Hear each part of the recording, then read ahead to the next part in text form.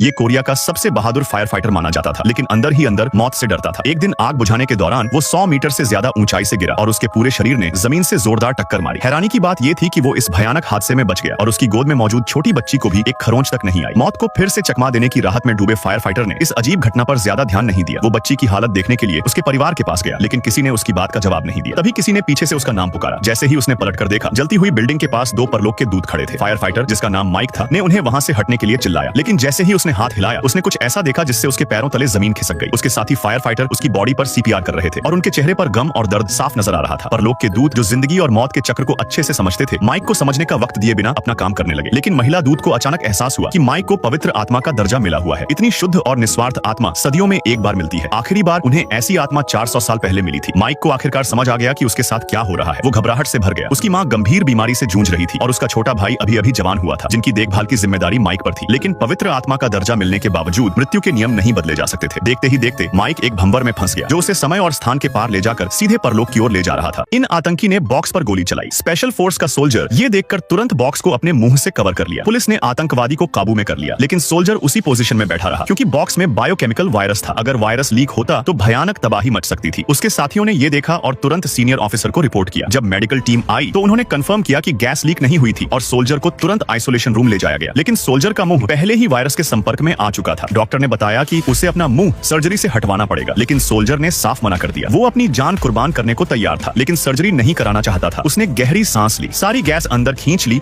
और बॉक्स को जमीन पर फेंक दिया। डॉक्टर ने तुरंत सीनियर ऑफिसर से इलाज पर चर्चा की। सोल्जर को बचाने का एक ही तरीका था, वैक्सीन लगाना। लेकिन वैक्सीन सिर्फ उसी देश से मिल सकती थी जिसने ये वायरस बनाया था। फौरन विदेश मंत्रालय से संपर्क कर एयरमेल के जरिए वैक्सीन मंगवाई गई, लेकिन वैक्सीन पहुंचने में कम से कम 12 घंटे लगने थे, जबकि इसे 1 घंटे के अंदर लगाना जरूरी था। डॉक्टर ने फिलहाल उसे ग्लूकोज का इंजेक्शन दिया ताकि उसका शरीर एनर्जी बनाए रखे। इसी दौरान उसके साथी उसे देखने आ गए। सोल्जर बेड से उठा, सबको अलविदा कहा और अपनी आखिरी बातें बताई। साथ ही फूट फूट कर रोने लगे। सीनियर ऑफिसर ने सबको बाहर जाने को कहा ताकि सोल्जर आराम कर सके। फिर ऑफिसर ने उसे बताया कि उसके माता पिता दोपहर में पहुंचेंगे। इस बीच पुलिस वैक्सीन लेकर अस्पताल पहुंच गई, लेकिन डॉक्टर ने कहा अब बहुत देर हो चुकी है। 10 घंटे से ज्यादा का वक्त बीत चुका था। पुलिस को सोल्जर को देखकर कुछ अजीब लगा। उसमें जहर का कोई असर नहीं दिख रहा था। पुलिस को शक हुआ कि शायद जिस वायरस को उन्होंने पकड़ा था वो असली नहीं था। डॉक्टर ने सोल्जर का फिर से ब्लड टेस्ट किया। तभी सोल्जर के माता पिता उससे मिलने पहुंचे। उसने अपने पिता को सैल्यूट किया। अचानक डॉक्टर आइसोलेशन रूम में आया और सोल्जर से बाहर आने को कहा। सोल्जर हैरान रह गया। सीनियर ऑफिसर ने डॉक्टर से पूछा क्या हुआ। डॉक्टर ने मुस्कुराते हुए कहा रिपोर्ट के मुताबिक सोल्जर के शरीर में नेचुरल एंटीबॉडीज हैं, जिससे वो इस वायरस से इम्यून है। ये सुनकर सब खुशी से झूम उठे।